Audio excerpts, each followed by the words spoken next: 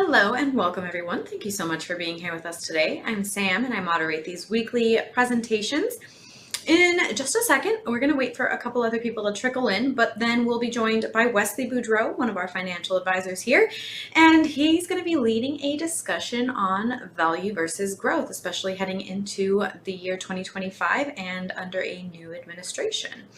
He'll go over that with you guys, and then he will also answer a couple questions. I apologize in advance. We don't always have time to answer every question we receive throughout the presentation, but I will make sure another advisor gets those questions and can answer them for you over the phone or through email after the presentation. I'd also like to let you know that throughout the presentation, you will see some links being entered in the chat. They're going to pop up on your screen. You can click those. They're going to guide you to our calendar as well as our retirement guide and our YouTube and our LinkedIn channels where you can follow us. We post tons of retirement related content weekly, and we really think you'd get some value out of following us, so please consider doing so. And lastly, I would just like to remind you we are not affiliated nor endorsed whatsoever by any specific company. We are a completely independent group of advisors here, so please keep that in mind as you're listening along. And without further ado, let's jump right into it with Wesley Boudreau. All right, thank you very much for that introduction, Samantha. And like she said, we're going to be talking about value versus growth today. A little bit about inflation, how it's affecting both of those potentially. We'll get into why the retirement group kind of leans towards value. Doesn't mean we're 100% value focused, but really, I mean, since our existence, we've always been a little bit more favorable towards value because we're focused on quality investments. And then we'll also talk a little bit about how you need to review your portfolio and have a plan, not just in the short term, but the long term, and how it kind of factors into everything with retirement planning that we help with as well. So when we get into it, let's talk a little bit about inflation, because that's what's been a hot topic for the last couple of years for everybody. We've come off of a decade where things were kind of slow growth. It was good or bad depending upon how you want to look at it. But obviously, post-pandemic, we saw a sharp rise in inflation. You take a look at this chart down here.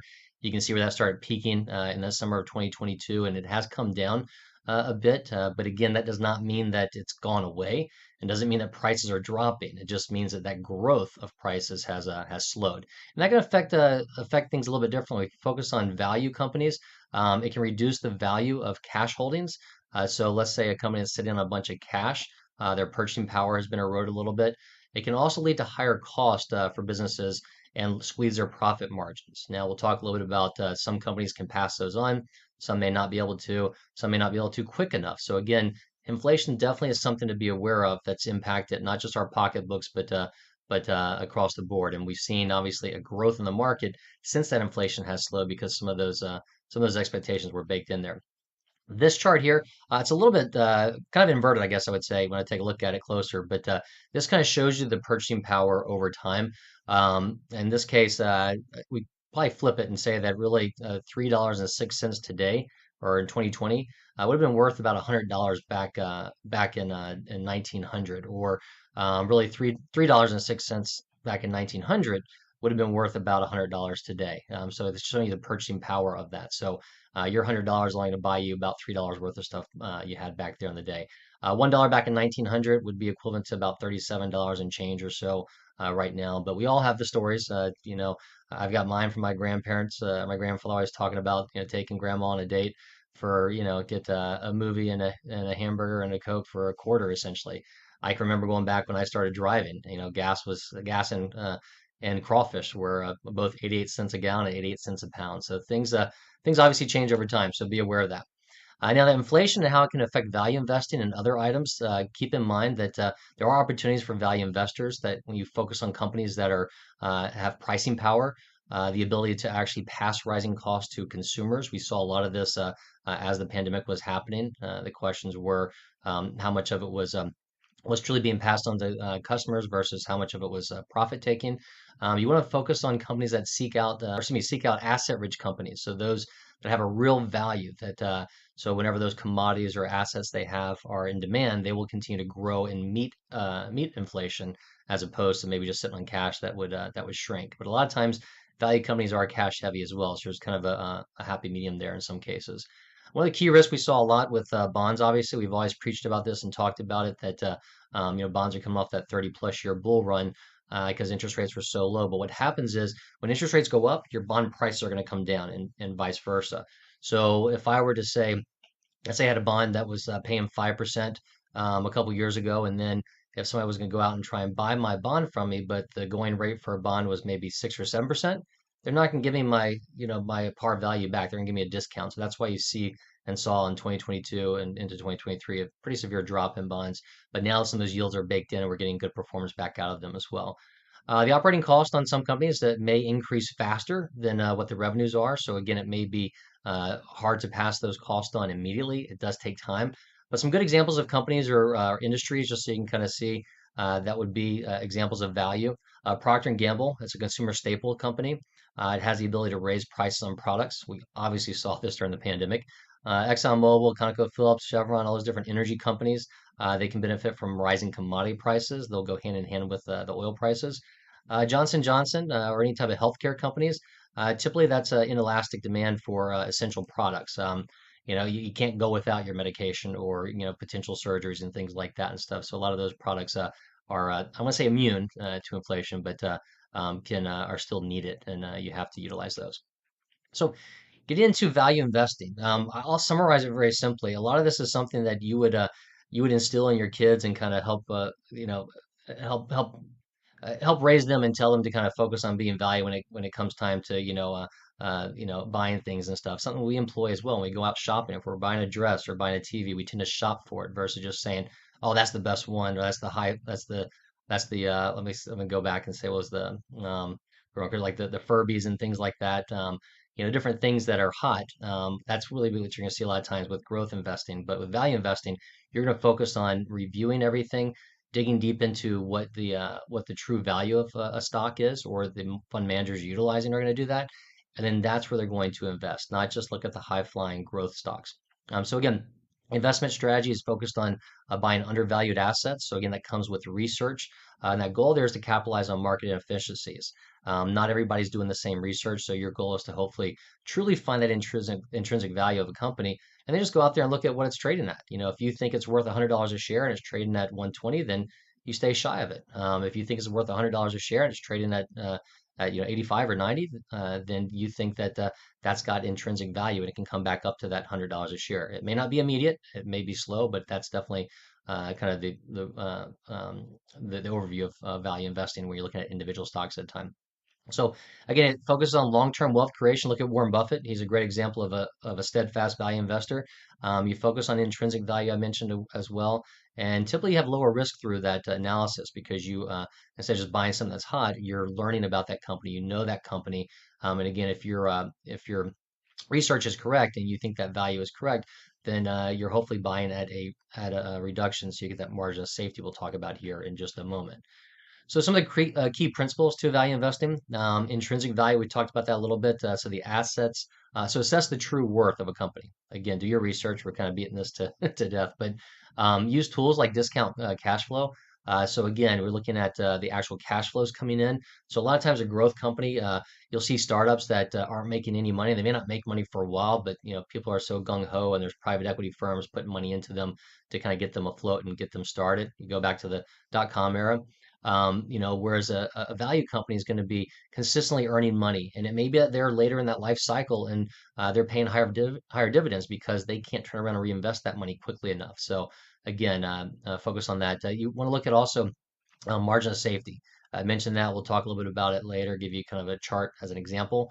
But you want to buy at a significant discount to the intrinsic value, not just a little discount, but a significant. So that way, even if you made some mistakes, you've got a little bit of a buffer in there as well. Patience, it does take time. Some cases you have to hold these investments for longer periods than just going in and out of a growth stock. So be aware of that. But a lot of times it makes it easy. It's kind of a buy and hold approach. And then fundamental analysis, again, evaluate the financial health, the management quality, and the competitive advantage that each company may have.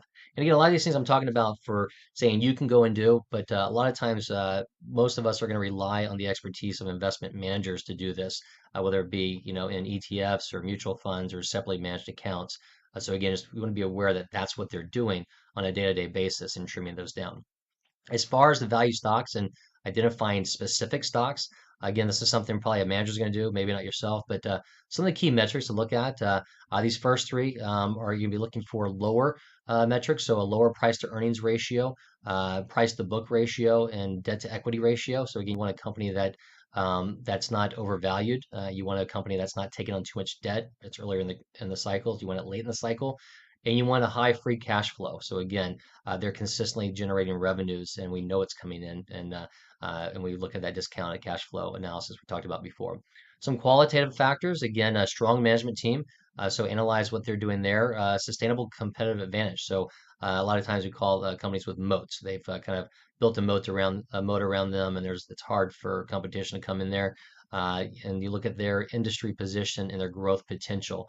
So again, a lot of these times the value companies are big in the industry. They've been there for a while. They may still have some growth potential based on acquisitions and things like that, but a lot of times it's going to be that steady growth we're looking at. I mentioned before the margin of safety. This is kind of a quick chart or as an example. So if we look at the value of shares going up and down, we look at this little dip, if you would. Assume that that's the stock market or that's the actual valuation of a stock that's come down below what you think the intrinsic value is, or the manager thinks the intrinsic value is. That line coming straight across, that's going to be the intrinsic value. So if again, the example I gave before, I think I said you figured out it's worth $100 and it's growing steadily. But in this case, maybe it was trading at 110. So you said, I'm not going to do anything. It maybe dropped down to 95, 90, then 85, and you said, okay, that's where I'm comfortable. That's a big enough margin of safety that I'm going to go and buy it. That's my buy zone. Yes, it could go a little bit lower, but I've got some margin built in there, so it's not going to affect me as much. And it's just going to take some time for it to get back up to that intrinsic value, and that's where you're making your money off of that specific value stock. And as far as the buying zone versus overvaluation, because what's going to happen is, a single stock is going to go through different phases. It's not always going to be a value a company. A lot of times, generally speaking, it'll start out as a growth and then become a value. But in some cases, it could get overvalued because people think it's hot for some reason, or there's something a new acquisition that slows back down. So in this chart here, if we take a look at that, that red line is going to be the intrinsic value that you've estimated to be. The blue line, what you see, is going to be going up and down a little bit more. That's the actual stock price of it. So in this case, that dotted line you have on there, that's maybe your margin of safety, zone that you're thinking. So maybe you got a 10% or a 15% buffer that you're saying, hey, if it drops below what I think it's worth, I'll buy it, but not until it drops below maybe 10 or 15%. So in this case, you see this moving around, and at some point, that blue line comes below your margin of safety. So you say, great, I'm going to buy it. And then you'll hold on to that, and it gets up to your intrinsic value. And once it gets to that point, now keep in mind you're adjusting your intrinsic value and your valuations all along the way. So, but if it gets above where you are, then that's where you say, okay, it's getting too expensive. I'm gonna get out of it. I'm not going to actually buy it at this point in time. So I'll actually sell it. And you could just wait and go through that cycle again. You sell it. You look for something that's got good value. And this is why you'll see a lot of times some of the value managers we use at the retirement group maybe sitting on a pretty good pile of cash because they're not going to buy just to buy. And we focus on managers a lot of times that aren't required to be fully invested. Sometimes you can have a mutual fund, for instance, that the prospectus says they have to be 98 or 98.5 or 99% invested. So even if that manager woke up the next day and knew what was happening to the market and didn't want to be in it, he still has to be in it because the prospectus says so. So a lot of times, if you got a true value manager, they may be sitting on a 10, 20, 30% stock, excuse me, 10, 20, or 30% cash position, just because they're looking at it and say, look, there's nothing worth buying right now. So we saw a lot of that prior to 2020, and then we saw the ability to deploy that cash in 2020 when a lot of those stocks dropped based upon the pandemic well into the buying zone in this example. So some of the investing differences between value and growth. Again, value investing highlights are focus on undervalued stocks. We talked about that. That tends to lead to lower risk in some cases. The dividends are often available. Again, a company that's paying dividends a lot of times means they think that you can do better with that cash versus they're reinvesting it. So a lot of times those are companies that have been around a while. They're potentially slowing down. But again, when their stock price drops, then that dividend yield goes up as well. We saw a lot of this during the pandemic. And then a lot of times, like I said, they're stable and mature companies. On the flip side, if we compare it to growth investing on that right side there, just the opposite. Growth companies are going to be higher growth potential, but also higher loss potential, higher risk. Dividends are less common in those, and a lot of times they're emerging and fast-growing companies. So a lot of times, your small cap or startups. Again, going back to examples of the .com or a lot of technology and things of that nature as well. So some of the advantages of value investing. again, this is kind of repetitive what we talked about before, but lower volatility tends to be stable returns in uncertain markets. So if we have a position where the market's suffering, it's not immune. You're still going to see some downs, but not as much as what a growth stock would suffer. But on the flip side, when the market rebounds, the growth may rebound a little bit quicker. But again, you know that you're at worst case scenario, everything held equal. If you got a company paying 5% dividends, you know you're at least getting the dividends there. And so that dividend income creates regular cash flow. A disciplined approach encourages thorough analysis. So make sure, again, you or whoever you're working with has thorough analysis in those underlying company stocks. And typically, there's a proven track record. We don't have the charts on here. We've had in some of our other webinars, but historically, value does outperform growth over various markets. It hasn't done so quite recently, but again, there's always the ebbs and flows. They come in and out of favor. And so we may see that change here moving forward. But over a long-term period, value has outperformed growth. So in conclusion, some of this value investing, it is a discipline improving strategy. So historically, like I said, it's actually outperformed growth significantly. You need to focus again on fundamentals and the intrinsic value, and be patient and think long term. So again, we talk about the intrinsic value, that margin of safety in the buying zone, and you're waiting for that to get back up to what you think it's worth. That may happen in a couple weeks. It may happen in a couple years, or you may hold on for a longer period of time. And again, that doesn't mean that you're just buying and holding one specific stock. You're constantly evaluating this. There may be others that have a better margin of safety, or a better delta between that and their intrinsic value. So again, this kind of factors in the entire portfolio build just for the value sector alone of a portfolio. And so the next steps, evaluate your investment goals. So if you want to take a look at your 401k, see how you're invested there or your other accounts, let us know. We can do a deep dive, show you what your breakdown is between your large cap, small cap, mid cap, growth versus value blended. We can also look at the international side, kind of give you a full look under the hood, if you would, and kind of open that up for you. Start identifying undervalued stocks if you're doing this on your own, or work with companies that do so. And then obviously contact us if you want to run a review or dig deeper into this. All of our services on that review side are complimentary. So again, we can give you the analysis of what you're doing right now. Worst case, we're going to come back and tell you you're in good shape. This is what you're doing, what you're saying, or we might uncover some items that you need to either attend to on your own, or work with us, or work with somebody else to potentially fix, and we'll go over that with you. But that also leads into the overall long-term planning aspect, where we're really focused on helping individuals at Fortune 500 companies retire, and retire appropriately. So right now, about three-fourths of Americans over 50 don't have a written plan. If you can spend a little bit of time with us, we can put together a financial plan or a cash flow analysis for you to kind of tie all this in, let you know where you stand on retirement. If you tell me, hey, Wesley, I'm looking at retiring in 5 years, have I saved enough? We can run those numbers and show you here's how everything looks. Let's dig into your actual company benefits. Does it make sense to retire in 5 years? Should you work longer to get more vesting for a pension, or could you go sooner? We can run through all those different iterations of a financial plan with you. And that's all complimentary, just obviously with the hopes that when you do decide to retire, if you need help outside of doing things on your own, you put our hat in the ring when it comes time for interviewing people. We can definitely show what we can do there. So again, a quick reminder, for those of you that have not worked with us before or talked with us, the Retirement Group, we are an independent financial advisory firm that focuses on working with corporate employees, helping them transition into retirement. Most of our advisors focus on just a select few companies, so it allows us to have a deeper understanding of your benefits plans, whether it be the 401k, pension plan, if you're lucky enough to have one, healthcare, retiree, medical benefits, life insurance continuation, things like that. We can dig into all those on top of the investment strategies. And also, we have offices throughout the country, so rest assured, if you need to sit down with somebody face to face, we can likely accommodate that. But obviously, this day and age, we can do web meetings, phone calls, emails, whatever your preference is. And then that cash flow analysis I mentioned, that's complimentary. Do take us up on that. Spend at least 10 minutes getting some data. We'll spend 10 minutes getting some data from you, maybe more if you don't have all of it. Give us a couple days to put a full report together, and we'll sit down and go through that. And if it's been over a year or two since you've done one with us, give us a call again, because a lot's changed in the last couple years or so. Between inflation, the stock market, and so we can review that again and update that. So with that, I'm going to kind of wrap this up, and then I think we saw two questions come in. We'll knock those out. But if you want to schedule a meeting with myself or any of the other advisors here in the offices, you can call us at 800-900-5867. You could also use the email info@retirementgroup.com. We've got a couple QR codes here on the screen you can use. Once they get into our LinkedIn, if you want to follow along with us on LinkedIn and get updates on different webinars like this and more company specific information sometimes. And then another one, if you want to get into our schedule, if you want to schedule a call with myself or somebody else in the office, we can do that as well. So some of the questions I got, one coming here. Are you saying I should move my 401k to value?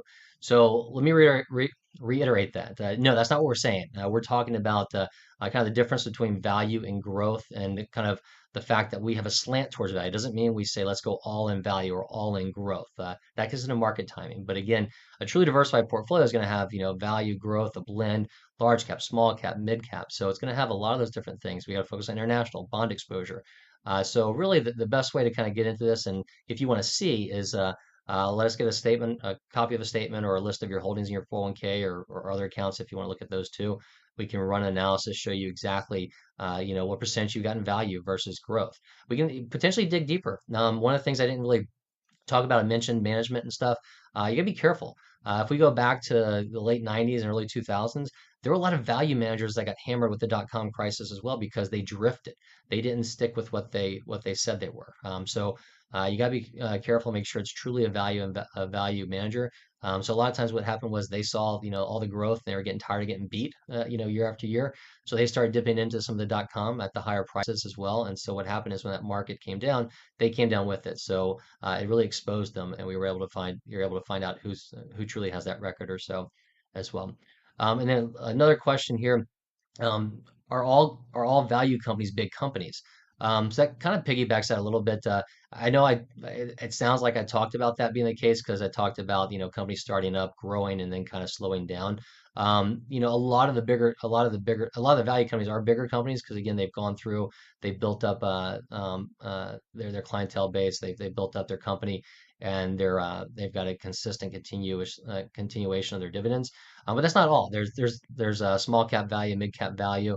Again, predominantly you're going to have more growth exposure in mid cap and small cap, but there are definitely some small and mid cap companies. Not every company starts off small and turns into some big behemoth. They stay small, or they go from a small to mid cap, or they may even have it might be a mid cap company that spins off and splits a company, and now they have two small caps. So there are some different things to be aware of there. And with that, I want to thank everybody. And hope you guys have a great day. And again, a quick reminder, even though we work extensively with a lot of your companies, does not mean we are employed by them or endorsed by them. But should you have any questions, feel free to reach out, give us a call, and we'll be happy to dig into that for you. So thank you, and we hope you have a great day.